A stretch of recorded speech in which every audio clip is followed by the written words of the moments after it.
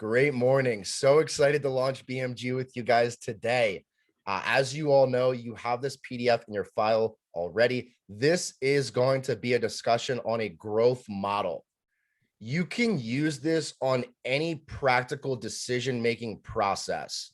So we're going to go through this exercise. I'm going to share the PDF. If you guys have questions, stop me at any point. If you can just give me a thumbs up if you can see the screen. Yep. Awesome. So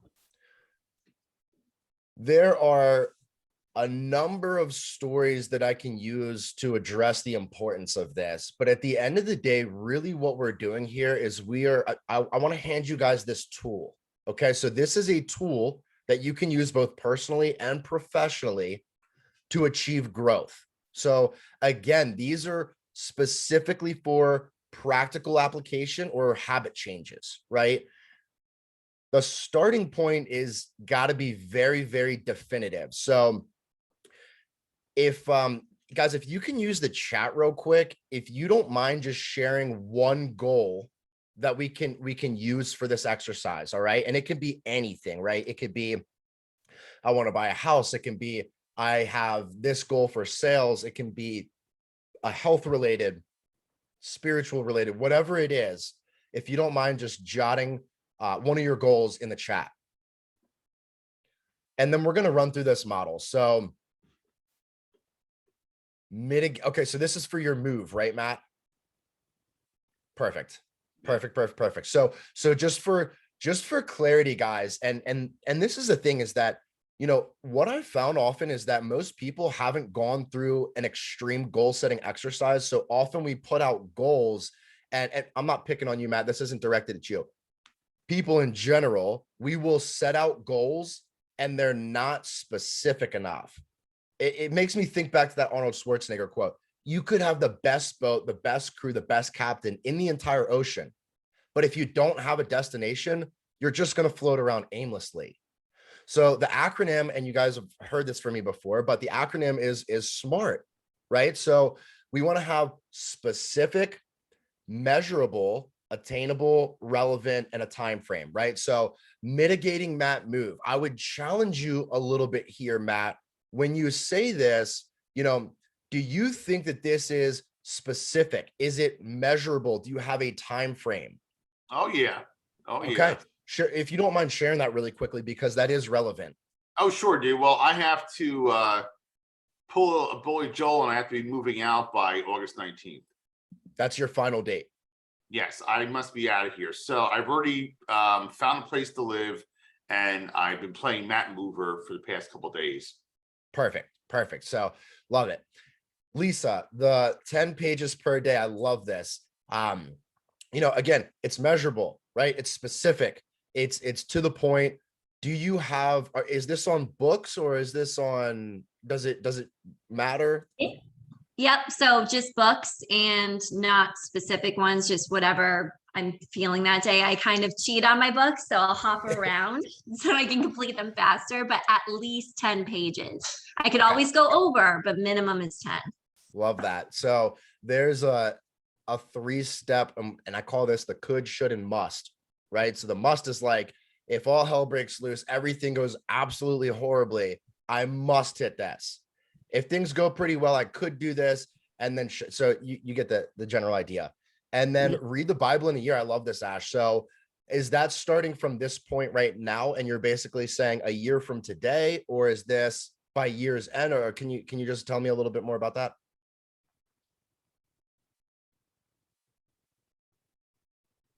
No yeah, sorry, I had to talk in to be quiet. That's okay. Yeah, so I started this January 1. So I'm obviously like whatever today's date is that far through. And then I have a specific Bible that basically just lays it out for me each day. Like I have an assigned day, I go in, I read it, and I'm good. And then that's how I'm gonna get through the whole year. So there's a daily approach to this, right? And that's breaking down, and it may not be 100 pages a day, of course, but you know, as long as you're hitting it each day, is that fair to say? Yeah, absolutely. And you know, to be honest with you, I have gotten behind a couple of times, but I make sure it's not more than a couple of days. And I always make up for it and I get back on track. You know what I mean? Like, I'm not going to just skip a couple days and push it out. Right. Perfect. Love it. So that's the goal part, right? That's the G, that's the beginning, the goal. You have to be very clear, specific, and intentional on that goal. You know, you guys have heard me say this before, but again, you can't just say, look, I want to buy a house in Hawaii. Not specific, not measurable, no time frame, none of that stuff is included. Versus, I'm going to buy a 2-story beachfront villa on the east coast of Oahu with the money that I've made from coaching by December 10th.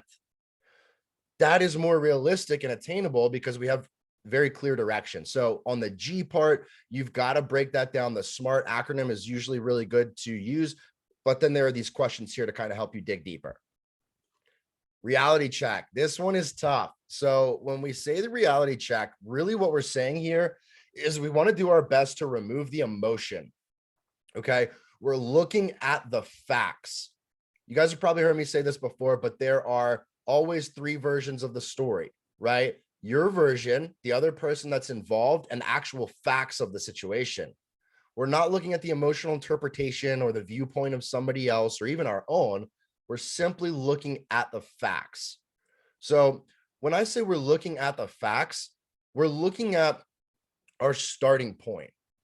Now, Ash, I'm going to throw this one to you because we've had this conversation before. But instead of asking yourself, how often do you usually exercise? Ask yourself, how many times in the last week did you exercise?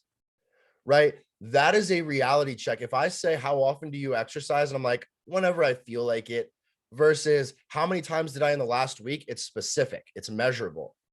So any questions on this part? No? Okay, cool. Options. Now, this is one of my favorite ones, guys. So again, we're using this for a practical application. We may want to change a habit or an end result or whatever that is.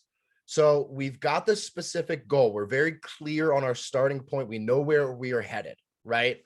We have subjectively removed ourselves and taken an objective approach, meaning we know exactly where we're actually starting based on facts. For example, Matt, you said that you're in the moving process. You've already started to move. So if you were to remove the emotion and say on your process, I know I have until August 19th. However, I've already started this process. So I'm not starting from bare minimum, right? I've already made some moves. I've brought some packages over. I'm starting to get comfortable. So then the third point, options, this one's huge. We want to list out all the potential options that we could take to get to that end result. I think about something that Tony Robbins said. He said, often people will come to him and say, I've tried everything. You have not tried everything. There are a million different ways to get to this result. Now, of course, we don't want to just list random stuff. We want these to be intentionable and applicable. But when you have that list, the more options, the better, but ones that are relevant. For example, let's take Matt's situation. He could move everything on his own. Okay, great. Well, there are a ton of options with that. You could use your car. You could rent a U-Haul. You could borrow a friend's truck. Those are 3 options to get one of those avenues. Equally, you could hire a moving company. Completely different option, leads you to the same end result. Move in before August 19th, right? And so the more options, the better. Now, I'll pass this over to Lisa. So when you say read 10 pages a day, when is your best time to do this? Is this morning, afternoon, night? When do you find that you have the best results reading, or it's the easiest for your schedule? Yeah, usually at night when my tasks are done for the day. That's when I find it. Perfect. So you know that is potentially a better avenue for you. However, you could potentially incorporate that in the morning as well. So that's just a different option to get to the same goal. I know I need to read 10 pages before the day is over every single day. Now, one way that I can do that is wait until my day is completed. I have all my big tasks done. I'm winding down. I open the book. I get that time done. Well, equally, I could say, you know what? I'm going to do this in the morning. Some stuff gets caught up. I'm not able to achieve it. Well, then I do it at lunch, or then I move it back to that nighttime. It gives you that safety blanket and more opportunities to achieve that mark. But you want to list all of these out. And then again, with Ashley's scenario, you know, read the Bible in a year. What are some of the different ways that this could be completed? You know, and Ash, feel free to jump in, or if anybody else wants to share, what are some different options that she could use to read the Bible in a year? Yeah. I mean, there's a lot of different ways. I could like Google a specific plan on the internet. I could find like a audio option, or I could do what I'm doing now, which is I have a specific down old, new, Psalm, Proverb, like a little bit each day. Beautiful. I love that. You know, and again, I guarantee if you spent 5 more minutes on this, you could list a bunch of other options, but you nailed it on the head, right? And I love how you brought in the sensory acuities, meaning, well, I can read it, but I can also hear it, right? So there are different ways to get that same end result. The more options that we list out, the better we feel, because here's the deal. What if I start down this avenue and I choose option 1, and then I get halfway down and it doesn't work? No problem. I've got another option to convert to. So before we move on to this next part, I just want to recap again really quickly. So goal, we've got to be very specific and intentional on the goal. Reality check, you need to take the emotion out and objectively look at your starting point. Am I starting from bare minimum? Am I halfway through, or am I near the end? Options, list all your options from where you are right now to help you achieve that goal or goals. And then the fourth and final step to this in the GROW model is, well, we've got to put this into action steps, right? We've got to put this into action steps. So here's the deal. You guys have probably heard me say this as well, but we want to use baby steps. How often do we take this big picture concept or idea and want to tackle it all at once? You've heard me use the Michael Lotito analogy. I'll use the eating the elephant analogy. If we were to go eat an elephant, you can't consume a whole elephant, right? It's monstrous. It's huge. So you have to break it down piece by piece, bit by bit. These are some really good questions to ask yourself in this scenario. And there's one that we're going to do in a group, but which option stands out the most to you? You know, and again, we're talking about action steps. So what will you do by when? The biggest thing when we talk about this process is what is within our control. I had a conversation with one of my clients the other day, and he was at the end of Q2 pushing for some really, really big goals.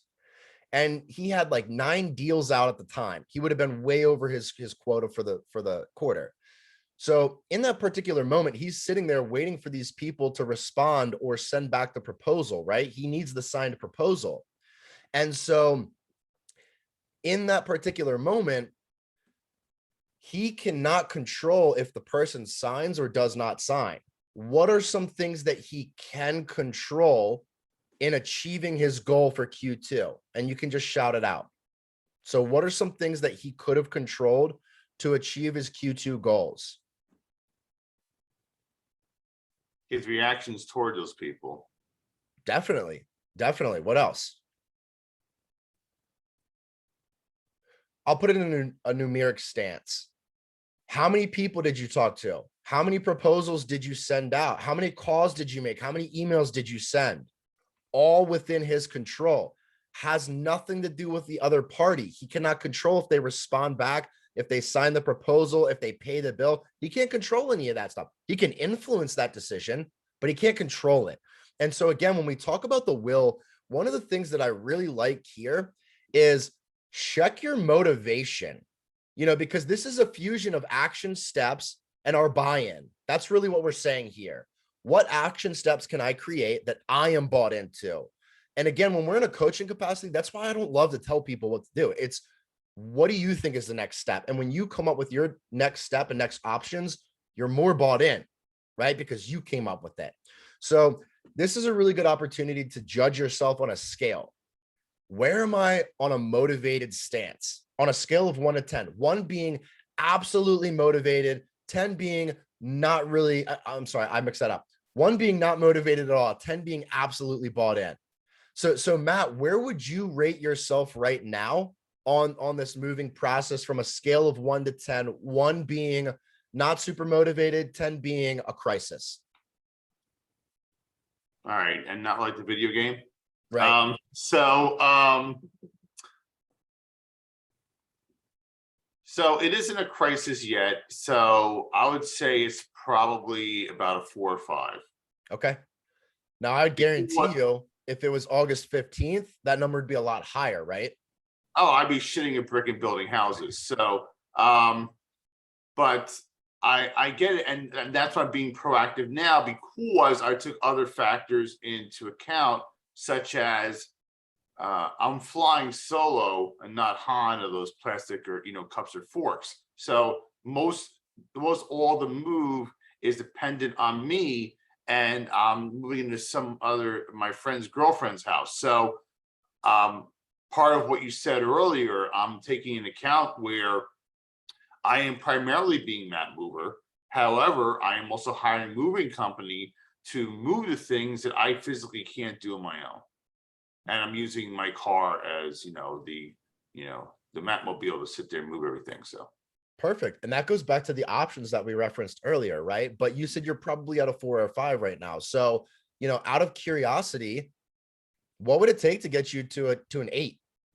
Is it only time, or are there other exterior factors that could motivate that? Well, I mean, I'm not in crisis yet. For example, like I still need to sit there and today call like a moving company, but I don't move for another month. And so I've already been moving things into the apartment, and I have a small apartment. So I'm probably being overly cautious, but I don't want to wait till the last minute either. And that's why as soon as I got the ball rolling, I could get the ball rolling. For example, I had to wait, you mentioned about having to wait on other people. And this, the other guy was waiting for all the proposals. Why I had to wait for my friend's girlfriend to get her shit together so I could actually have a place to live. And so that took time to get there. I had to wait for her to get a key. So I had to go do other things to maintain the apartment and to clean it up while I was waiting for her. So I already applied those concepts and those theories to this situation already.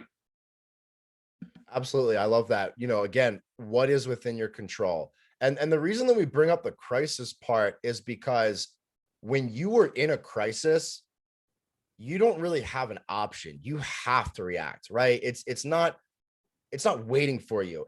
This must be handled now, or there's going to be devastation.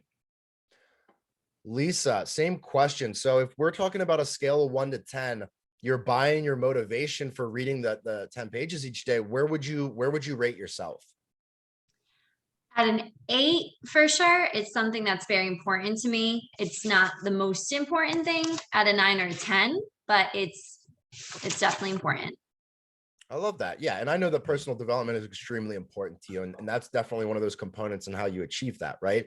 So another part, and this is just a different spin on this, is what obstacles could potentially prevent you from hitting this each day? Telling myself I'm too busy, I'm too tired. It's really a mental game at that point, because I'm never too busy or too tired to read 10 pages. It's very minimal just in my mind. And I need to keep that in the forefront. And make it fun, right? So when it's not fun, my brain can almost program like, oh, it's a burden, I don't want to do this. It's not the case. Reading is a lot of fun, especially when I'm intrigued. And you just got to have that mindset, right? Of I want to do this, get it done, and it's fun. Absolutely. I love that. And so, again, back to breaking that down and seeing the big picture, it's like, okay, well, if I set out for myself that I want to read 20 books by year's end, right? Between now and year's end, if I say 20 books will be read, well, that basically computes to what? There are 5 months left. So that's 4 books a month. So 1 book a week. you know, and when you take that big picture and you break it down and you know why you're doing this, right? Then it helps you to increase that motivation level. Because here's the thing, motivation is not constant. I really like what John C. Maxwell said. He said there are two types of people. There are the type of people that wait until they feel like doing something to act. And then there are the type of people that act because they know it'll make them feel a certain way. Right. And I think about that with all things. Reading, absolutely. The gym, right? These are things that, you know, the gym. Would we still be alive if we didn't go to the gym today? Yeah, probably. But we know that there's a bigger portion of this and how it ties back into everything, not to mention the fact that once you get out of the gym, you're always going to feel a lot better, right? So it's that result that you get from doing the work, not I have to feel this way to do that. Ash, and then on yours for reading the Bible in 1 year, you know, in terms of motivation, where would you rank yourself between 1 and 10?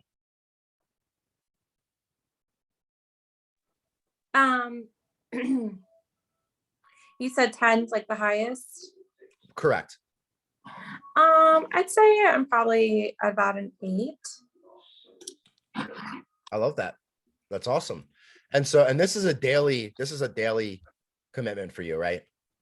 Correct. Every morning is generally when I complete that reading. Love it. And so again, when we come back down here, you know, that starting point would be, for example, if I'm on page 150 and there are 400 pages, that would be your starting point, right? And then you break those numbers down. So I only need 250 more pages. Okay. Well, if there's 200 days left in the year, which is not the case, it's like 150 something like that, then you'd break it down that way, right? So anyway, do you guys have any questions on this? No? Yes. Okay, so I want to make sure that we really have this down. So if it's okay with you guys, I would love to just present a goal, or if anybody has another one that they want to work through, and we can just do one exercise just for one person, one goal, top to bottom, just do the whole thing. Does anybody have one that you want to throw out? Any goals that you haven't hit, or any goals that you're currently working on that we haven't talked about today?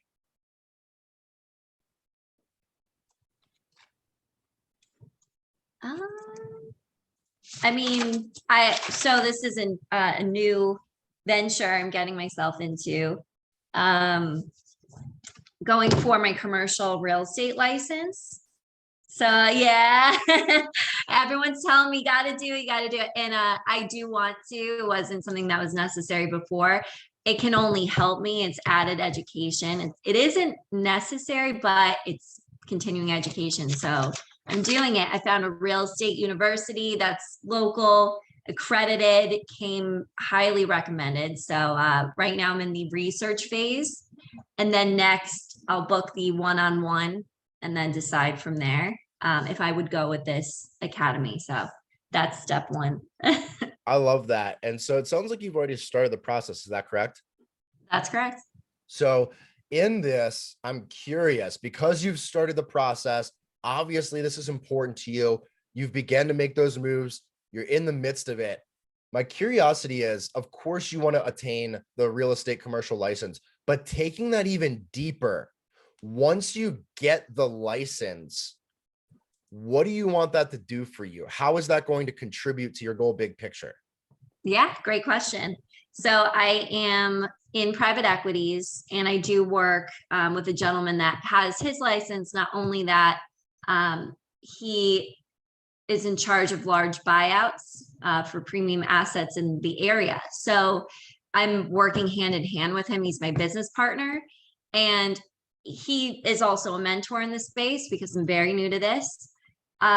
He said it's not necessary, but it can only help. So in my mind, okay, I need to do it. I know it'll benefit me in this world.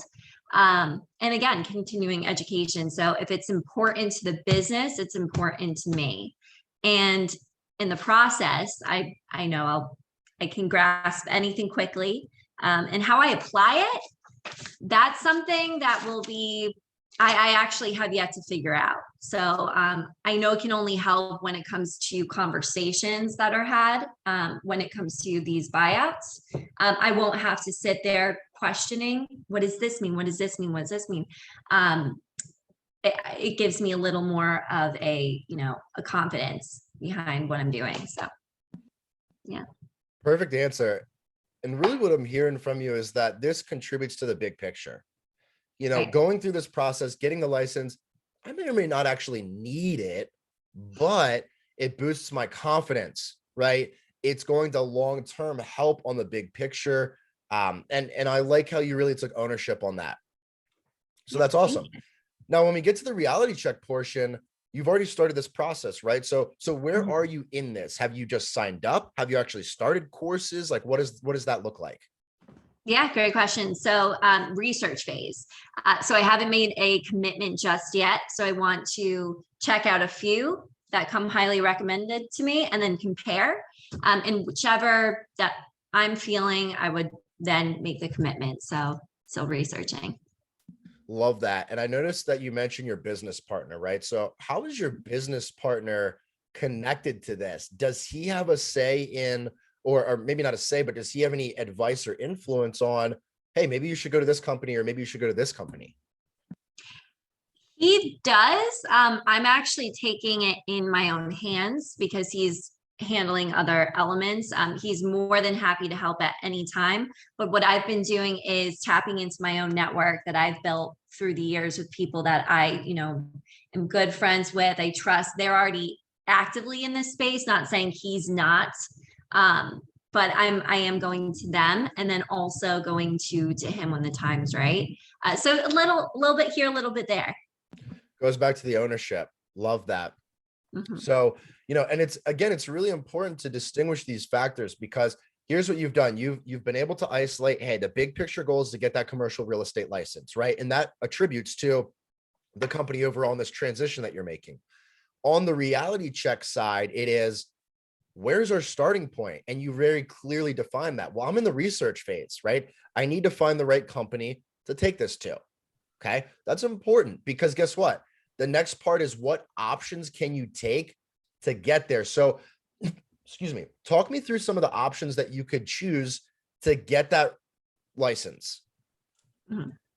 Yeah. So goal is, an attainable goal is to have at least 3 options. So right now I have one that's already in the books. I have everything I need. I do want to set up, or I need to set up that one-on-one with the administrator. But they are definitely in the running. And then the other 2, I still have to attain. So it's really just, it's actually attending a commercial real estate networking event in person tomorrow, right in the city. And I'm also going to ask some of my fellow members there what they recommend. And the next day, literally look into it and then book that at the time to speak with the administrator. So 3 options. And from there, break it down: location, price points, mentorship, even who I'm jiving with the most, whoever's going to be teaching that class. If I just gravitate towards them more, perfect. So it'll be in phases, but the end goal is to make a decision I would love to do this by late next week. That'd be amazing, by end of week. So let's just, the 22nd. I love that. Yeah. So Yeah. the 22nd, and then that gives you that clairvoyance on the goal itself, right? That's the starting point. You guys got to realize we have to be extremely clear on the goal itself. If we're not clear on that phase, nothing else matters. Okay.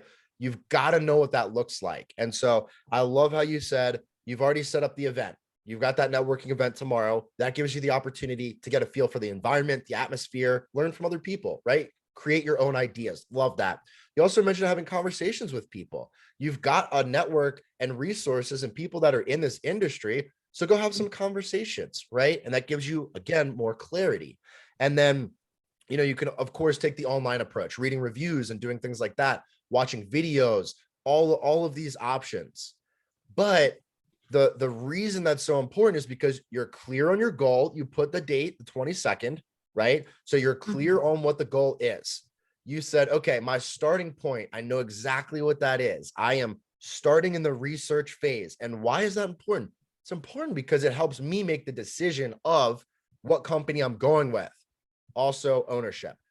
On the options part, this is what are the options to get there? I like how you broke it down. You said, look, I want to come up with 3 different avenues, 3 different ways that I can get this goal achieved. How do I get to that point? Well, I attend the event, I have the conversations, I do my research, I find out which way I need to go, right? All good things. And then the will portion, and you've already done a fantastic job of this, but creating your own ownership, okay? Being bought in, knowing that these are your options. And then again, having that deadline and that clarity is huge. So any questions on this, Lise? No, this, I know it's the only way, just based on, because we work together, right? It's to get your goals so specific that there's no question, even writing them down and just having them, this is what I could do each day. It really makes a tremendous difference. And you get to the completion of your goal way faster than if you just have it in the back of your mind or on a little to-do list as a general idea. Yeah, you may get it done, or you probably will get it done, but the time is everything. And if I've learned anything from coaching with you and just, a culmination of things in the last year or so, time is your most precious commodity. So you got to break it down and make it work it as best you can. Absolutely. And that's a great distinction, Lisa. You made that. Is that here's the deal, guys. Obviously, everybody in this room is intelligent. You guys care about your growth and your development, or you wouldn't be here. So could we figure out the right process or steps? 100%, whatever your pursuit is, whether it's reading the Bible or moving or getting this commercial real estate license, you can figure this out on your own, no question. But at some point, you have to evaluate your ROI. I heard this in a different context yesterday, and I'll share it with you like this. Just throwing out random numbers. Let's say hypothetically you charged $150 per hour for your services. If that is the case, and you know what? I realize my lawn looks terrible. It needs to get mowed. I need it to be mowed and weed eated. Now, I know the neighborhood kid up the street said he would do it for $100. It's going to take him 2 hours to do. So if I know that I can find a new client and charge $150 for that hour, or spend $100 to save 2 hours, it's going to be more advantageous to go in pursuit of the money, right? And so you've got to be really clear on that big picture. People that are wealthy trade their money for time. Yes. Okay. They know that time is their greatest commodity. So they will spend money to get time back, whether that's with family or on their business or personal recreation, gym, whatever it is. They will do whatever it takes to get that time back. It's our greatest commodity. People in the lower class will trade their time for money. They will trade their greatest commodity for an hourly wage. It doesn't work that way, right? That's not, and anyway, so you get the point there. Love that. Does anybody else want to go through this? I mean, this is the exercise. I think you guys get it, right? Well, actually, let me share this. One thing that I think is really relevant here is, and you addressed this, Lisa, but it is so critical to be clear on your goals, right? Mm-hmm. This isn't like a set it and forget it. It's not, I write the goals down at the beginning of the year and I'm good for the rest of the year. It's not how it works. So many things change that you have to adjust. Even last night before we got on this call and in preparation, I went through the 8 lifestyle categories and I reevaluated all of my goals. I listed all of them out. I spent an hour doing that because it's so important to have that clarity, not just say, oh, I want to do well with my business. Well, what the heck does that mean? You've got to have, specific, measurable, attainable, relevant, and time-based goals for these categories. So that is the most critical step. If you are not clear on your goals, you're missing the boat. That's the first step. You got to do it. So once you do have that clarity, you want to, again, know what are all the options to get to that point. If I know what my goal is, and I can list something that I saw Matt do to get there, and I can list something that I saw my cousin do to get there, and some stranger online who's obviously doing really well, I saw them do this to get there. Those are a couple different options, and you list out all your options. So guess what? You go through the first approach, you give your best energy and effort, you do it, doesn't work, no problem. Let me go to the next option. Okay, so you're extremely clear, you have all the options listed out, and then again, you need to create action steps that you are bought into. Not that somebody else proposes or promotes, but action steps that you are bought into. And this is a process. I want to point out, Ashley, I've seen you go through a self-awareness adjustment that is radical in a positive light, right? And so what I mean here is that you've created action steps to get to that point. But when you first started doing that a year ago, some of those options didn't work. You had to reevaluate, readjust, make a new game plan, and move forward. And I guarantee you that through that process, you probably came up with even more options that you hadn't considered before. But again, going through the process, if you want practical change, if you want to change a habit, if you want to grow, you've got to be clear on what that looks like. You've got to list out some options that you could take to get there. And then you have to have buy-in. You've got to know why you're doing this. So this is the GROW model. This is a tool that I think is absolutely powerful. It's easy to remember, right? And so when you think of it, goal, reality check, options, and will. And when you can do that evaluation, you're going to have massive breakthroughs. I think that I'm reading this book right now. It's not next to me, or I'd share it with you, but it's called Focus. I don't know if you guys have heard of it before. Fantastic book, but he breaks down the difference between self-awareness. And he's talking about how there are different avenues of self-awareness. And one of the interesting things was from a scientific standpoint, one of the quickest and most relevant ways to be self-aware is simply by knowing your heartbeat, which is really interesting. There is a mind shift change exercise that I'm going to share with you guys right now. It's called a heart hold. Okay. Very quick, very easy. You can do it anytime, anywhere. It only takes a couple seconds. So if you guys would, let's practice this together really quickly. Okay. So what you'll do is, and you don't have to use the same hands that I do, but I take my right hand and put it over my heart, over my chest, my left pec, right? So put it on your heart. And then you want to take your left hand and you want to put it over your belly button, right on your belly. Okay. And then what you'll do is you will I like to close my eyes when I do this, but you take an intentional deep breath through the nose. And all you're looking for is you want to feel the heartbeat. You want to hear the heartbeat. You want to sense it, right? So let's do this really quickly. So I'm just going to close my eyes, take a deep breath in through the nose, and exhale and just feel the heartbeat. Now you can do this multiple times, but what you're actually doing is you are able to tell your heart, your stomach, your mind, your body that it's going to be okay. Whatever's going on, this is one of the fastest tools for self-awareness to pull you back into the present.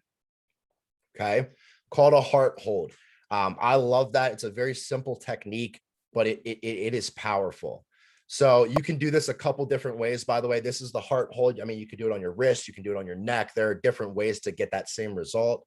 But again, very, very powerful tool if emotions ever get high and you need to pull yourself back into the present, or if you ever find yourself in survival mode, you do the heart hold, brings you back instantly. Really cool tool. So again, guys, the GROW model is effective. It works. It is going to help you achieve whatever those goals are.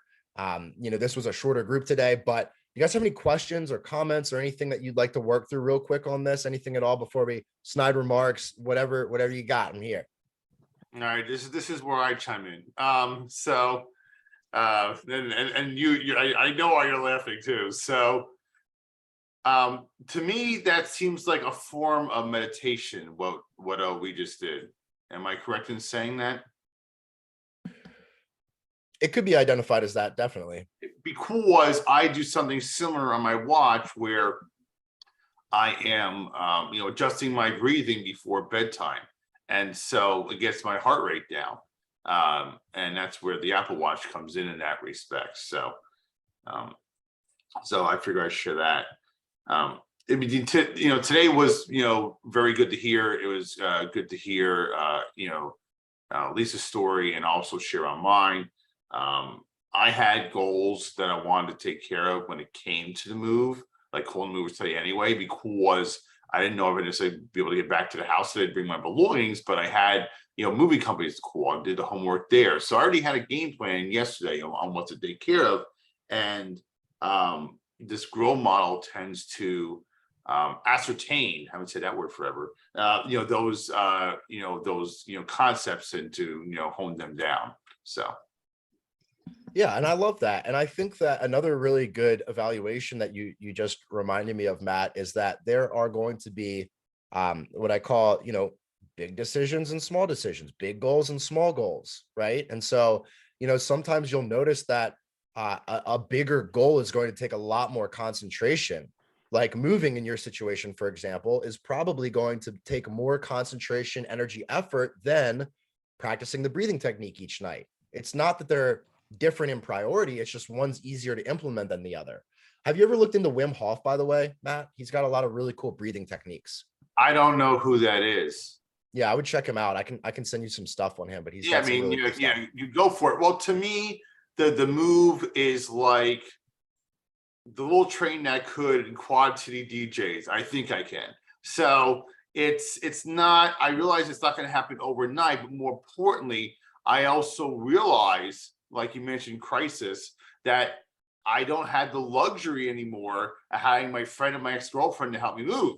So by having only you to sit there and rely on, the onus and the burden is on you to get things done.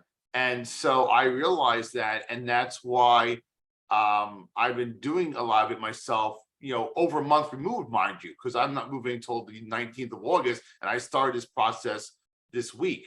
So by having that, that clairvoyance, you save your sanity. And what is the price on your mental health?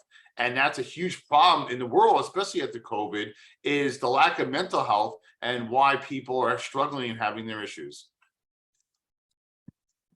Yeah, I love that, Matt. And I think that, again, just breaking it down, being very clear, because the reality is if I were to ask you, you probably would say, well, yeah, I've got to have all this moved by I think you said the 19th, but I don't want that to be my end result, right? Like you would want to get a lot of that done before then. You don't want to have to wait until the last minute and do it, because then what? Then your stress is high, all these other factors.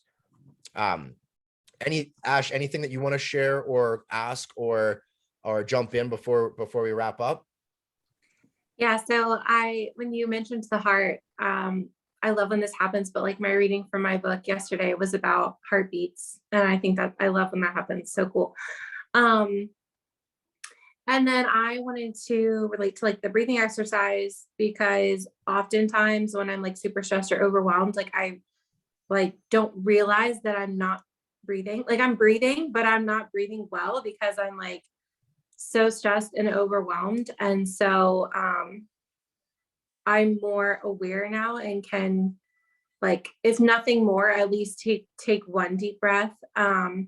But definitely putting into practice these more structured breathing exercises has been so helpful for me, because it is very true. It's like it just works. Like it just calms you down and brings you back to a baseline where you can think. I read something recently that was really funny. It was like, I didn't understand the phrase, like, I can't hear myself think until I had kids. Because it's so true. Like you don't realize that, yeah, it's just can be very overwhelming. So deep breaths are number one in my toolbox. I love that. And it's extremely applicable. You made me think about something else, Ashley, that goes back to the self-awareness component, because you're talking about the breathing exercises. And again, when you're in certain situations and the emotions are really high, it can be difficult to step back be as self-aware and implement that breathing technique, right? So one of the distinctions in the book that I referenced earlier that I think is really interesting, and you guys have heard me say this too, but it's a different light, is self-awareness comes down to two categories. Okay. Self-awareness has two categories. It's got the me category and the I category. The me category of self-awareness is the past and the future. That's the me self-awareness. The I self-awareness is the present. And so when you think about phrasing that, you know, it may literally be as simple as analyzing the words that you're using. Are you saying this is me? Because that could be, this is me in the future, this is me in the past, or I am, which is right now in the present, right? So I think that, again, the words that we use are so powerful. And one of the really quick ways to realize that self-awareness is by just analyzing, am I using myself in the me tone or the I tone? Past, future or present. So, all right, guys, well, look, this exercise is something for you. Keep that sheet, work through it. If you have any questions on it, please let me know. Fantastic job. So by the way, guys, we're going to be doing I just want to throw out, I'll share a couple things. I'm going to stop the recording now. I'll share a couple admin things.